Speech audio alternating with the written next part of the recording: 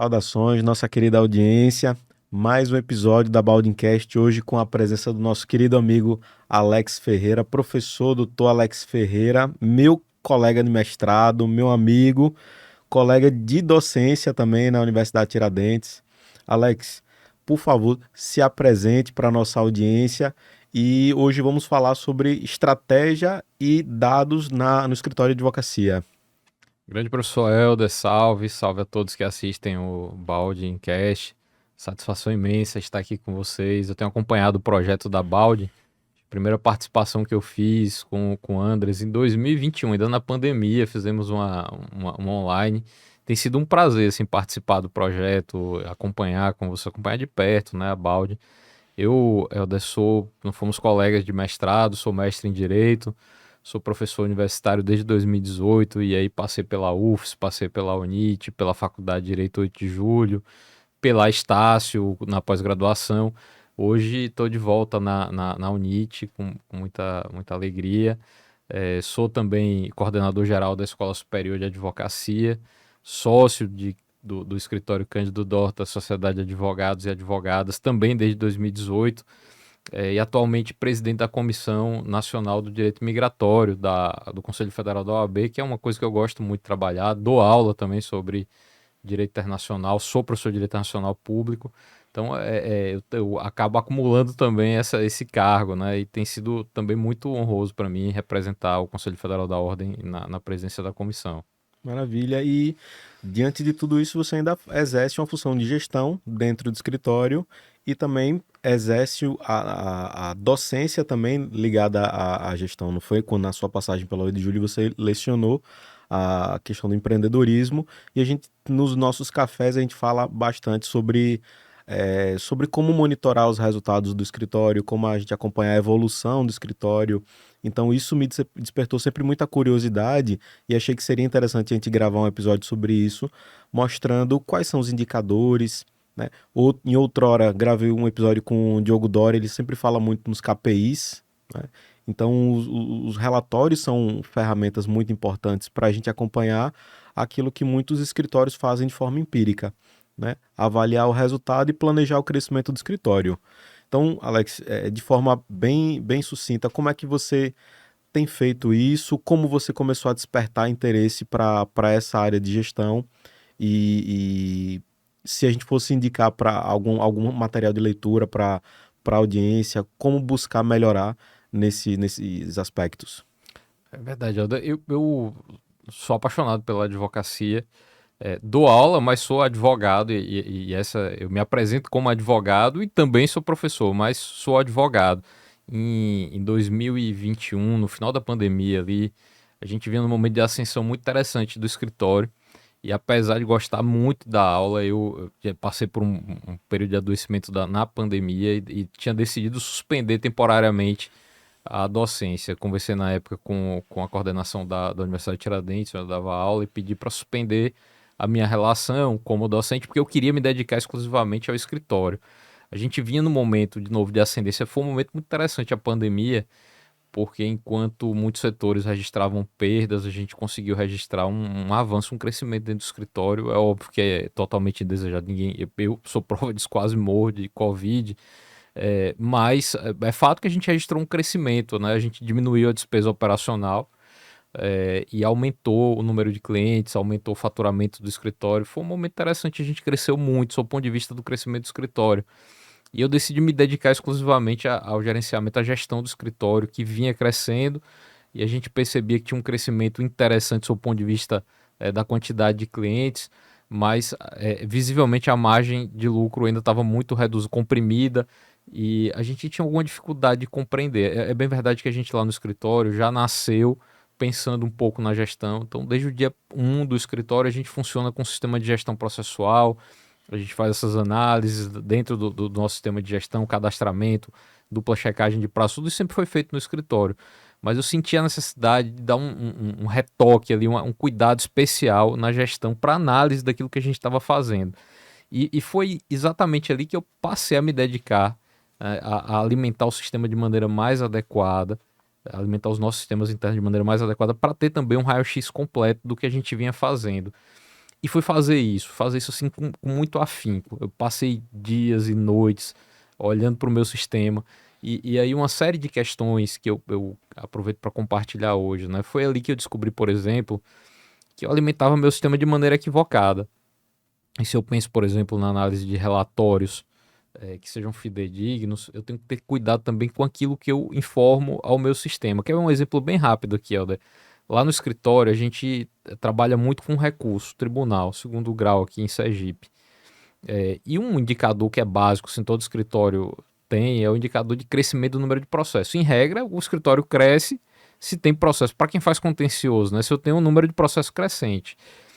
E eu tinha um assistente de controladoria e falei, ó, monitora para mim o número do crescimento de processo. E a gente percebeu um número de crescimento de processo muito exponencial. E a gente precisava tratar esses dados. Um belo dia eu sento para olhar esses números de processo e descubro que a minha controller cadastrava como um processo novo, todo processo novo que era gerado a partir de uns embargos de declaração no tribunal. Esse processo não é um processo novo. Ele é um processo novo porque aqui no Tribunal de Justiça de Sergipe o tribunal diz que ele precisa ser um número de processo novo, mas isso não representa crescimento do escritório, né? Isso é um incidente processual e resultado, a gente identificava às vezes um crescimento mensal de, sei lá, de 10, 15% do número de processo, o crescimento real era de 2%, era de 3%. O número estava claramente inflado em razão dessa informação equivocada que eu passava para o sistema. Então veja como é importante ter um KPI bem organizado, né? Isso. Teve um episódio que a gente gravou com o Glauber do Monteiro Nascimento e aí a gente falou sobre Legal Operations. E ele falando ali na rotina do escritório e como eles fazem essa alimentação de forma cuidadosa e que utilizam alguns RPAs para produzir alguns relatórios, alguns dados referentes a demandas que já existem no escritório.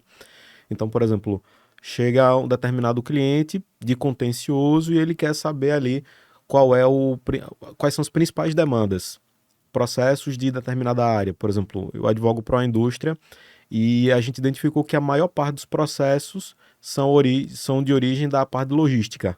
Então, aí eu já pego um dado que não é um dado jurídico, mas que eu consigo mapear a partir dos nossos relatórios e entregar para o cliente aquela informação. Olha, ponto que você tem que ter atenção na sua empresa é a área de logística. A maior parte dos processos estão vindo daqui.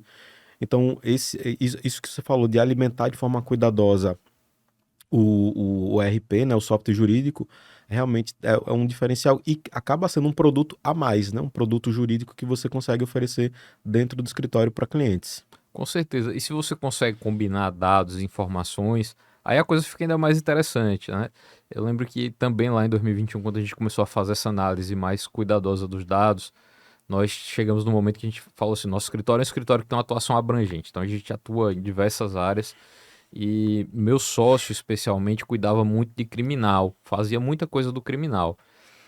E obviamente, nitidamente a gente olhava para a atuação do criminal e via que tinha um custo pessoal para aquilo ali, né? A advocacia criminal às vezes é muito cruel.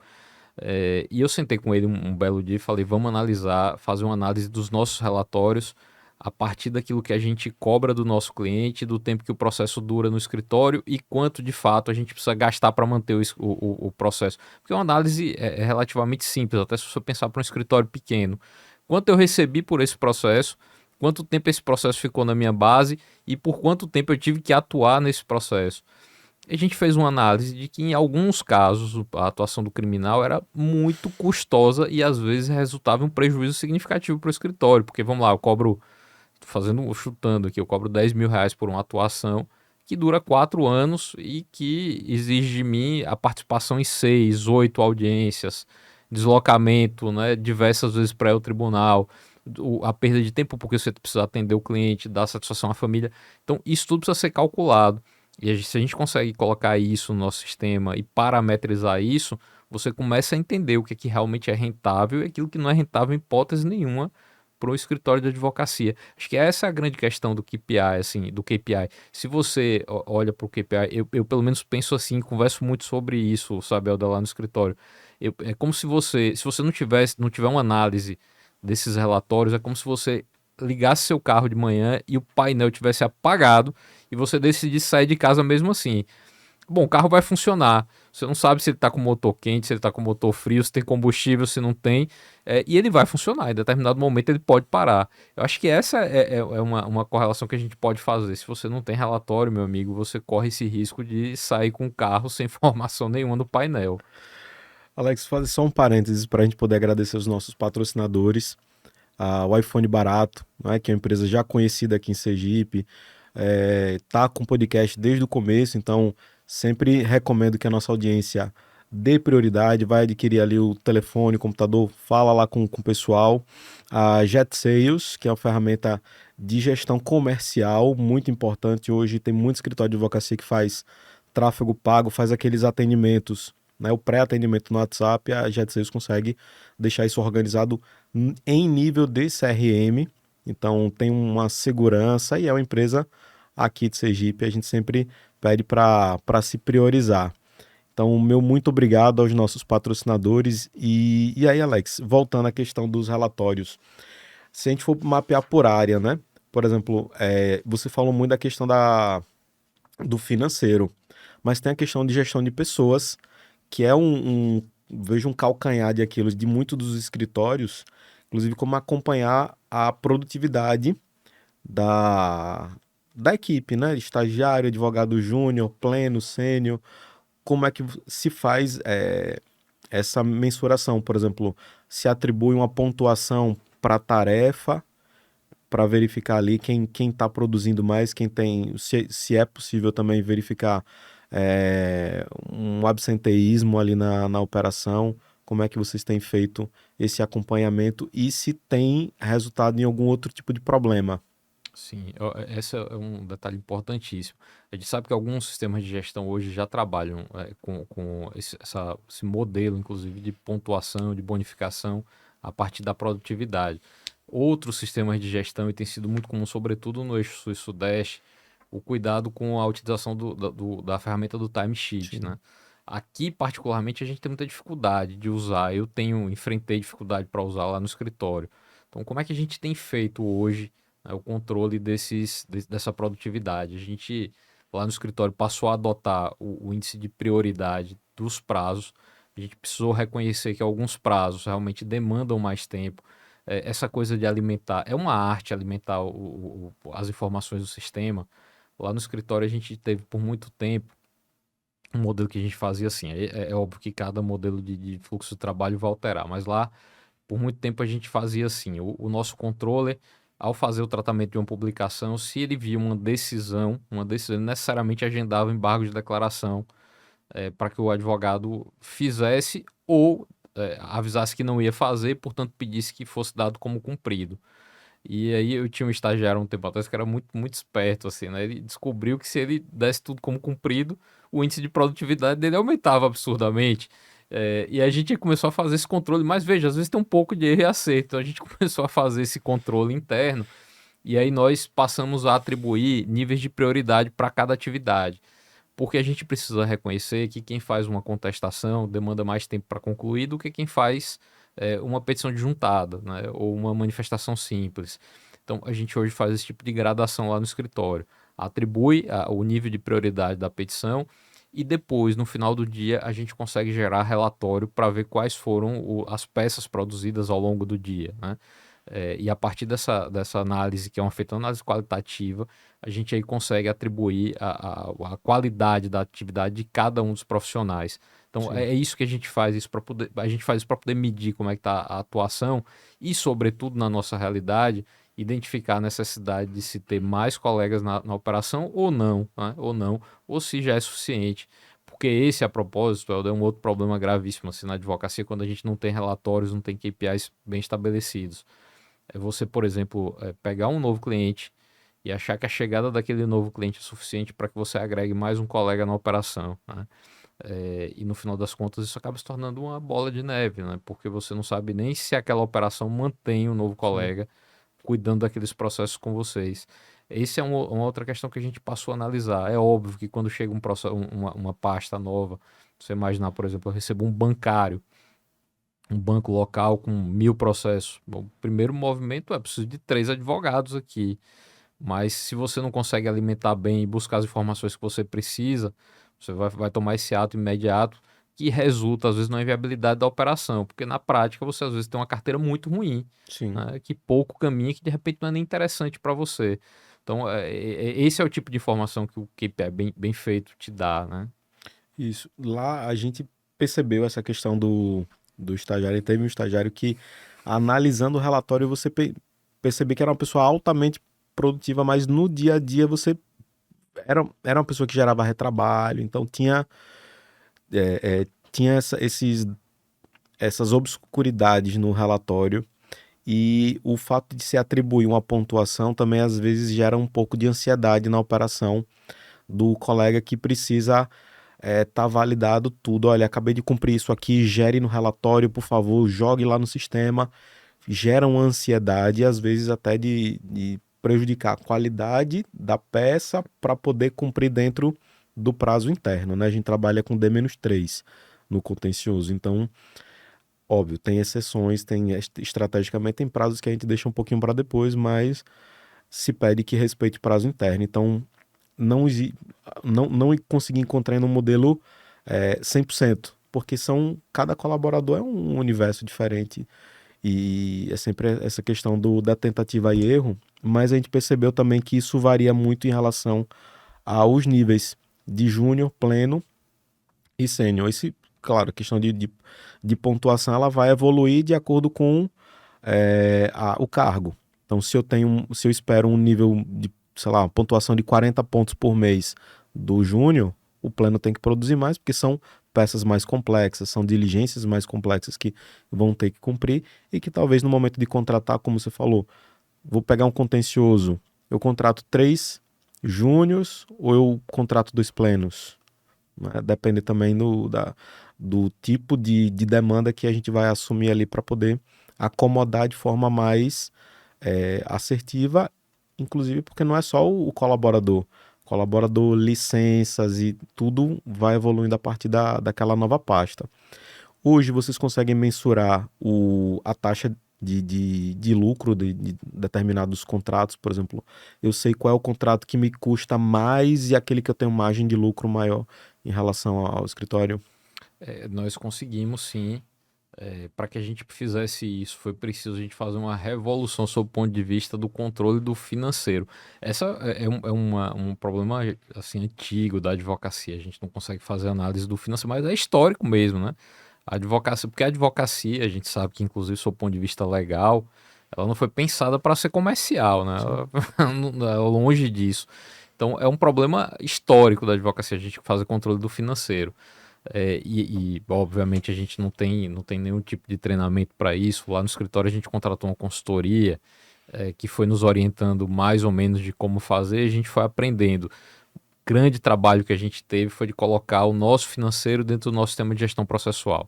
A gente teve que contratar alguém, treinar alguém para colocar dentro do sistema de gestão processual e hoje a gente consegue olhar mais ou menos para os processos e entender, por exemplo, como precificar, né? A gente já teve lá no escritório muitos processos que eram financeiramente pareciam rentáveis, na prática não são. Porque você recebe um determinado valor de entrada e esse valor depois, ao final do processo, não consegue custear o processo. O grande problema, Helder, assim, que a gente encontra ainda no escritório, aqueles processos, o chamado doutor, o senhor aceita fazendo um risco. E o risco é para quem? É a pergunta, né? Porque no É. final o risco é todo do advogado, o advogado assume isso. E aí eu convido, por exemplo, o colega advogado que está em casa, que foi uma coisa que a gente fez lá no escritório, a pensar assim na hora de fazer análise de um processo. Pega um processo de consumidor, um atraso de voo, né? Que gerou ao final do processo um benefício econômico de R$ 5.000 para o cliente. Imagine que você vai ter aí 30% pensando num resultado muito proveitoso, assim, 30% vai dar R$ 1.500, né? Agora você pegue esse valor de R$ 1.500 e divida pelo tempo que o processo tramitou. Imagine que ele tramitou por 12 meses, né? Valeu a pena, deu conta ali, funcionou, porque o cliente te ligou ao longo desse período, você teve que fazer diligência. E eu tô falando disso porque justamente essa é uma análise que a gente faz no escritório. É jogar o proveito econômico desse processo dentro dos nossos relatórios para a gente entender quanto é que ele custou mensalmente para o escritório, porque o processo custa mensalmente. Sim. Ele tem uma taxa mensal de manutenção, porque as suas contas, eu acho que isso aí a gente fala, a advocacia entende bem, a sua taxa de manutenção de água, de telefone, do operacional do sistema é mensal. Por mais Seguro. seguro, de responsabilidade civil, é tudo mensal, secretária e tal, seletista. Ou seja, no final, você vai receber um valor que vai ser aplicado, diluído nas suas despesas mensais. Valeu a pena, né, esses R$ 1.500 diluídos, pensando num cenário otimista por 12 meses? A pergunta é essa, né? Então, e a gente precisa ter isso mapeado. Veja, não precisa ser um baita relatório, não, mas faz isso, testa isso. O colega que está assistindo a gente, testa isso. Pega aquele processo seu alvará essa semana, coloca ele no seu relatório e fala assim, ó, esse processo me rendeu R$ 2.000 e ele durou 20 meses, né? Então, quanto foi que durou, quanto foi que ele gerou por mês? Valeu a pena? Não valeu a pena? Se não valeu, de repente é um caminho de começar a abolir esse tipo de processo, focar suas energias em processos que rendem mais, né? Perfeito. E isso eu vejo com uma falta de maturidade muito grande do mercado quando se vai pensar ali nos honorários, quando você tem alguém que está trazendo aquela demanda, por exemplo, você tem um associado do seu escritório que ele vai trazer alguma demanda. E aí, quando você vai pensar nessa margem de lucro de determinada ação, que você vai ter processo ali que você vai ter uma margem de lucro de 20%. Perfeito. E aí, como muitas vezes falta maturidade justamente do outro lado, quando a pessoa diz, não, mas eu quero ficar com metade, eu quero ficar com 70%, eu quero ficar com 80%, mas do bruto, quando na verdade não se vai haver é, é, isso de lucro no processo, né? Então falta muita maturidade do ponto de vista financeiro, que, como você falou, isso é histórico na advocacia. É perfeito, Helder. Mas veja, como você fixa o percentual, né, dessa parceria se você não sabe o quanto custa seu escritório, por Sim, exemplo, né? E aí, de fato, é um problema histórico. Essas fixações de percentuais, em regra, como é que elas são feitas? Assim, já passei por escritórios aqui em Aracaju, na condição de associado. Sim, é uma prática, é o costume. Aqui no escritório a gente faz assim, ok, mas por que você faz assim? Faço e faço historicamente. E veja, às vezes isso não é feito com base concreta, né? Às vezes isso. é feito com costume. Por isso que é importante que a gente saiba o quanto custa a operação, para que a gente faça a proposta honesta, porque do contrário, é do que vai acontecer. Eu vou fazer uma proposta para o meu associado, vou dizer assim, aquilo que você trouxer, eu faço 70-30. E o cara vai me trazer um cliente, eu vou olhar para o cliente e vou falar, cara, aqui eu não tenho a menor possibilidade de ficar com 30%, porque a responsabilidade vai ser em grande parte minha. Por exemplo, se der um problema, o seguro de responsabilidade civil que vai ser acionado é o meu, só um exemplo, né? E aí eu vou propor ao cara no meio do jogo uma troca desses valores. Isso vai ser mal interpretado, fatalmente Sim, vai ser mal interpretado. sim. E eu entendo completamente quem vai interpretar isso de maneira equivocada. Por isso que esses relatórios nos ajudam muito, para a gente entender quanto é que custa o escritório, quanto é que a gente pode pagar pela eventual parceria e o que é que funciona realmente como lucro e o que é que não funciona como lucro, né? E veja, eu, por exemplo, sou um daqueles que entende que eventualmente você pode ter cliente que não lhe dê lucro, faz parte do jogo. O que você não pode fazer é ter um escritório que não te dá lucro em momento nenhum, né? Ou você renuncia a ele totalmente em favor de terceiros. Eu acho que esse não é um caminho. Por isso que é tão importante a gente ter essa perspectiva. Ainda que doa, Helder, ainda que doa. Acho Sim. que não há nada mais doloroso para alguém do que olhar para a operação do escritório que você julga ser muito rentável e entender que a coisa degringolou, assim. Mas a partir do momento que você tem essa informação, você ainda tem a rédea suficiente para poder mudar a perspectiva dele. O ruim é quando você não tem nada e tá na Isso. cega, né?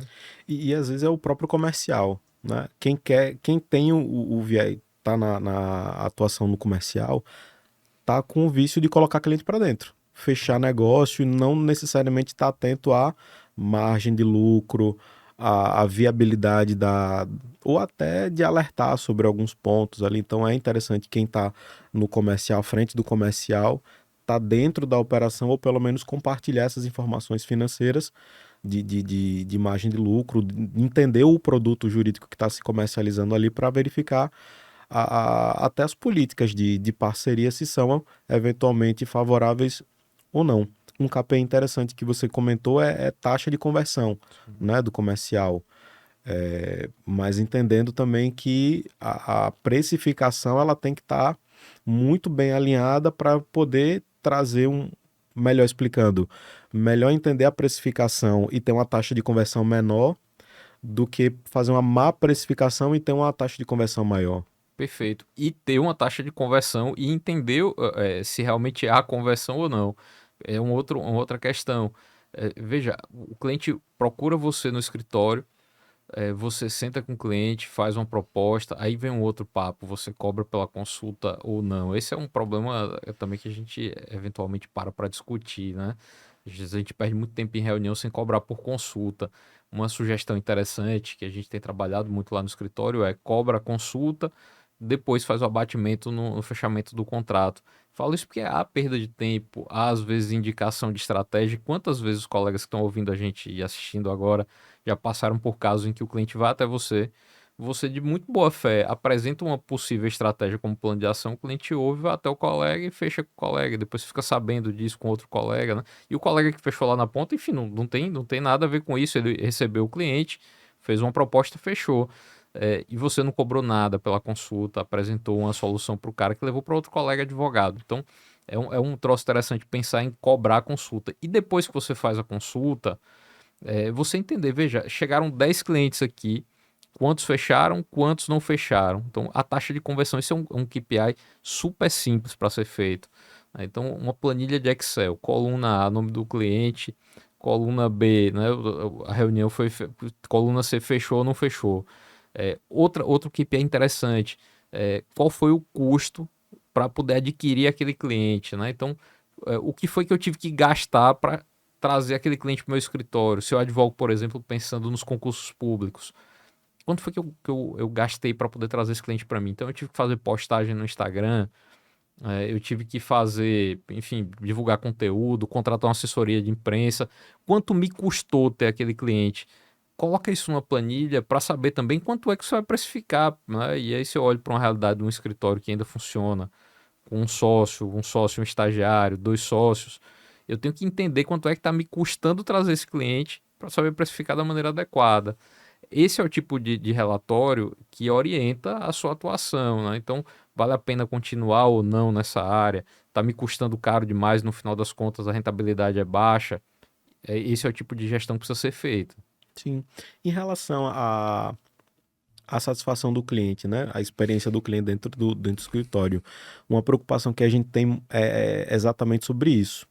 Que muitos clientes reclamam do escritório, de forma genérica, dos escritórios de advocacia, que depois de fechamento do contrato, o escritório esqueceu do cliente. Então a gente acaba fazendo de tempos em tempos, pelo menos a cada 3 meses, chama o cliente, toma um cafezinho, fala do processo. Se o cliente está muito sumido, a gente vai lá, tenta provocar, vê o que é que está acontecendo. Tem rotinas de informação do status, né? Então, processo andou, a gente comunica. Se o processo está muito tempo parado, a gente vai, tenta provocar, claro, o andamento do processo, mas manter o cliente informado.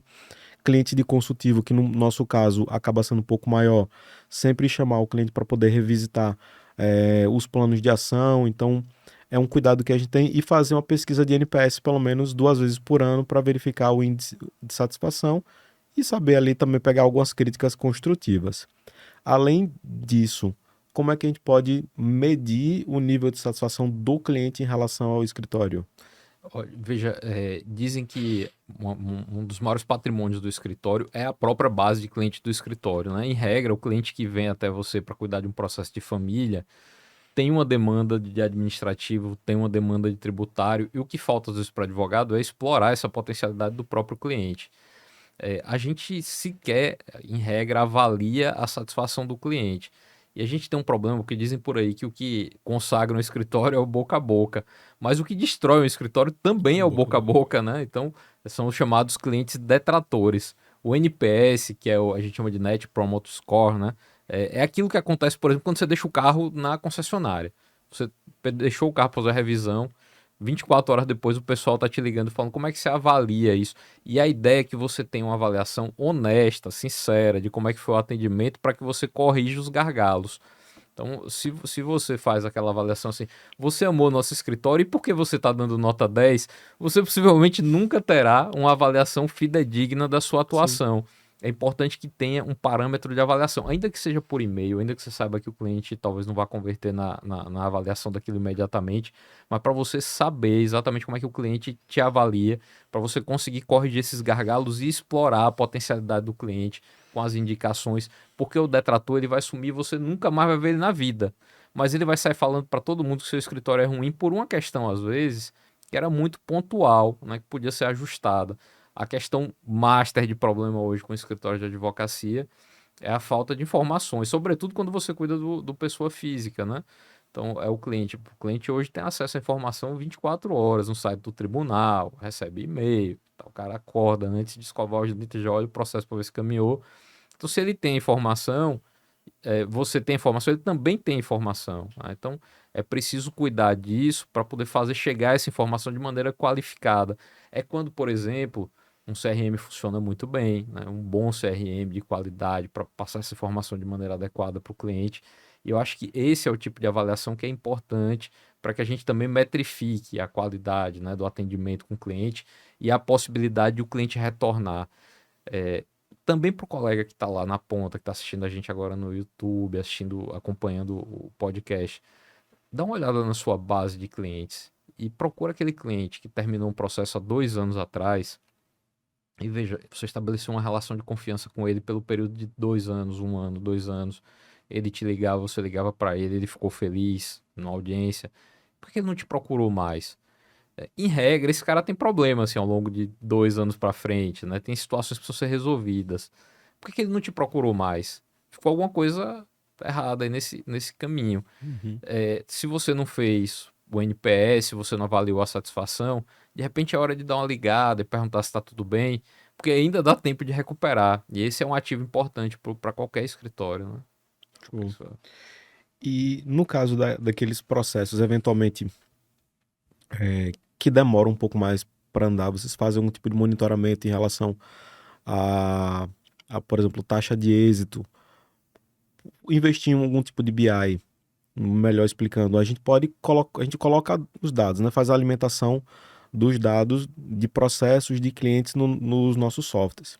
Então, a partir disso, a gente pode cruzar esses dados e produzir dados novos. Por exemplo, eu advogo lá no direito do trabalho, e aí tem um grande número de ações em relação a uma determinada tese. E eu começo a mapear que a determinada vara eu consigo ter um êxito um pouco maior ou convencer determinado juízo com algum tipo de argumento, consigo convencer mais ou menos. É possível utilizar alguma ferramenta de jurimetria para poder entender isso e você acredita que o mercado ele já está maduro o suficiente para essa utilização? Eu acredito que sim, a gente tem algumas ferramentas de jurimetria para isso, né? A gente consegue mapear alguns entendimentos, consegue mapear algumas coisas que são positivas e acho que dá para fazer isso, acho que dá inclusive para prospectar. É bem verdade e é importante que os colegas saibam disso. Há muita gente oferecendo esse tipo de serviço. Tem serviço que faz sentido, tem serviço que não faz sentido. Porque a gente precisa, enfim, sincronizar muito bem a possibilidade de atuação a partir desses dados de jurimetria com aquilo que o nosso código de ética diz que é possível fazer ou não. E eu falo isso, Helder, porque eu já vi colegas, eu tive colegas que me procuraram, dizendo assim, ó, peguei uma ferramenta de jurimetria e estou ligando para cliente, potencial cliente, que tem, sei lá, demanda X de tributário. Muito cuidado nessa hora, né? Então, muito cuidado nessa hora, porque você pode não conseguir converter e, pelo contrário, né, receber aí uma representação ético-disciplinar. Mas acho que é, sobretudo, interessante avaliar esses dados de jurimetria para produzir conteúdo observando aquilo que o Código de Ética permite. Então, a gente tem espaço para isso hoje. Uma coisa que eu faço produzindo dados, que eu acho que de repente é interessante, acho que é um relatório, um QPI interessante para ser feito. Eu tenho um relatório lá no escritório que gera automático dentro do sistema, que é do processo parado há 30 dias. Então, na minha base de dados eu tenho X processos e mensalmente o meu sistema ele gera um relatório dizendo assim, ó, o processo está parado há 30 dias. Ou seja, o juiz não deu despacho, o ato ordinatório e ninguém se manifestou. Uma coisa que converte muito o cliente, traz uma satisfação para o cliente, em regra, é a agilidade na condução do processo, especialmente se eu estou falando de processo civil. Processo criminal, às vezes é melhor que fique parado. Pode ser que eu esteja falando com o executado. E se for o Mas executado, melhor também é ficar interessante parado, ficar né? parado. Mas em regra, no processo civil, o cliente quer que o processo ande. Então, atuação ativa, né? Eu olho para aquela informação e eu preciso ir despachar, eu preciso alavancar o andamento do processo, porque eu acho que não há nada mais torturante para um cliente que está aguardando o andamento do processo, porque o processo parado por 3 meses. E aí, fatalmente, em algum momento, sabemos que hoje todo mundo tem parente que é advogado, que é bacharel em direito. Meu sobrinho, olha meu processo aí que o advogado não me deu mais notícia, o processo está parado há 3 meses e o meu advogado nada fez, né? Então é importante que a gente tenha essa condução ativa e isso gera relatório, isso gera relatório positivo para o escritório e gera resultado para o seu constituinte, que em regra vai ficar satisfeito de saber que tem um advogado, né, que cuida de maneira diligente do processo. Então acho que esse é um dado importante também para se produzir KPI e sugiro muito que faça isso. Então um cheque mensal daqueles processos que demandam. E aí, normalmente, a gente faz o dia do despacho, né? Dia de sexta, vou no fórum, e aí vou dar encaminhamento lá na secretaria, ver como é que está o andamento do processo. Isso dá uma desaguada boa na sua produtividade, na produção do escritório e nos próprios processos, né? Bem, bom, estamos indo para os nossos minutos finais, Alex. Então, primeiro eu queria agradecer muito a você, a Cândido também pela parceria, né, de longa data. Agradecer também pelas dicas que você trouxe para a advocacia e vocês que são parceiros, inclusive já chegaram a ministrar alguns cursos e mini cursos em relação, na Baldin. E aí queria que você desse algumas dicas, algumas orientações para quem está começando na advocacia, está começando a montar o escritório, estruturar e quer começar organizado. Quais são os KPIs mais básicos que a gente deveria começar a observar para manter o escritório crescendo, mas crescendo de forma estruturada, né, segura, longeva? É excelente. Assim, a gente tem conversado muito sobre gestão. A OAB agora tem a diretoria de empreendedorismo, a diretoria de inovação, a OAB Sergipe. É uma sinalização da ordem, no sentido de que há um investimento no crescimento sustentado dos escritórios. Acho que isso é uma sinalização muito relevante. O trabalho que a Baldin tem feito, assim, há quantos advogados escritórios a Baldin treinou, capacitou, né? É um trabalho importantíssimo. Acho que essas iniciativas elas se somam. Eu dei aula numa da faculdade aqui da cidade de gestão e empreendedorismo jurídico. São iniciativas louváveis, né? A Universidade de Tiradentes hoje também, o pessoal deve estar lá cuidando da disciplina de gestão e empreendedorismo jurídico. Acho que a gente começa a formar um caldo de cultura, né? Óbvio, os colegas, né, vão estruturando novos escritórios e precisam organizar minimamente a atuação. E veja, não é preciso fazer grande investimento. Eu fiz uma opção no meu escritório de, no dia 1, ter uma ferramenta de gestão processual. Porque eu sabia que depois eu ia ter que colocar essas informações no sistema, decidi investir de pronto. E eu cuidava disso assim, se eu vou ter que investir em conta de energia, eu vou ter que investir também no sistema de gestão processual. Existem vários aí. Mas acho que dá para fazer isso numa planilha de Excel, né? Então, se você tem 10 processos, faz isso numa planilha de Excel, controla isso a partir de uma planilha de Excel. E é preciso você saber qual é o seu processo, é preciso que você alimente com as áreas de atuação para que você saiba o que é rentável, o que é que não é.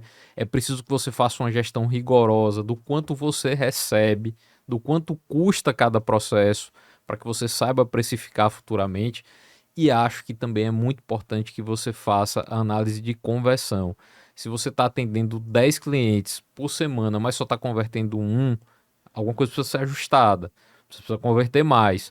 E você precisa entender quantos clientes precisam ser convertidos para que você mantenha a operação funcionando.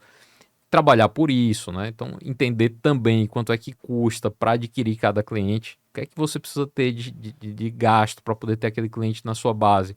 Isso também é muito importante. Então, o que eu sugeriria para quem está começando agora é controle as informações que você tem, os dados são preciosos. Se você tem uma bússola, mas você não usa a bússola, você pode estar correndo muito rápido, mas para o lado errado. Não faça isso. Olhe a bússola e tente correr para o lado certo, você vai ser muito mais produtivo. Olhe para o seu painel e entenda que você tem informações que são relevantes. Quanto custa o escritório, quais são os seus clientes, né? O quanto custa adquirir esses clientes, quanto custa a sua operação, para que você saiba também precificar. Essas informações eu acho que elas são cruciais para o bom funcionamento de um pequeno escritório. Excelente. E você falou agora no final, entender qual é a sua base, né? Quem são os seus clientes. E eu já vi alguns escritórios terem grandes saltos de crescimento a partir disso. Olhar para a base e entender, olha, hoje o perfil predominante dos meus clientes está na área de crédito. Então, eu começo a focar mais no mercado de crédito, estar mais presente em eventos e aí conseguir alavancar ainda mais o escritório por conta disso. Então, é muito interessante. Pouca gente olha para a própria base, porque está sempre olhando para fora, querendo botar cliente para dentro, e esquece, como você falou, o maior tesouro que o escritório tem é a própria base de clientes. Maravilha. Alex, se você pudesse convidar alguém para participar do podcast da Baldin, quem você gostaria de ouvir? Rapaz, que pergunta. Essa pergunta não estava ensaiada, Não, hein? tava não, tava não.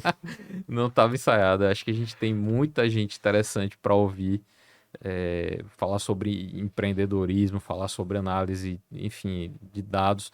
Eu vou aqui, né, assim, vou depor em favor de meu sócio, de Cândido. Acho que Cândido seria uma. Cândido ele é hoje diretor de empreendedorismo jurídico. Mas Cândido teve uma experiência, assim, inicial muito interessante na Cândido construção não do gosta de falar, escritório. né? Fala pra caramba, fala pra caramba. Acho que seria um grande nome para ser entrevistado, para falar um pouco sobre a Sim, sim. experiência dele, inclusive, na construção, sobretudo de boas relações. Quando a gente brinca, quando a gente começou o escritório, os nossos clientes, eles vinham essencialmente por Cândido. Cada um é um conversor em potencial. Esqueça isso no escritório, de que tem um cara que converte e outro que produz. Não, todo mundo tem que converter, todo mundo tem que trazer. Hoje a gente divide muito a conversão no escritório, mas Cândido sempre foi um cara de muita conversão. Então a gente teve um episódio lá no início do escritório que Cândido foi para um velório e me voltou com 4 clientes que queriam processar a empresa que fazia o funeral. Falei, cara, isso é um caso, um case de sucesso. Então eu acho, minha sugestão é ele. Eu acho que a gente precisa ouvir Cândido aqui. Cândido Dortas já está convidado.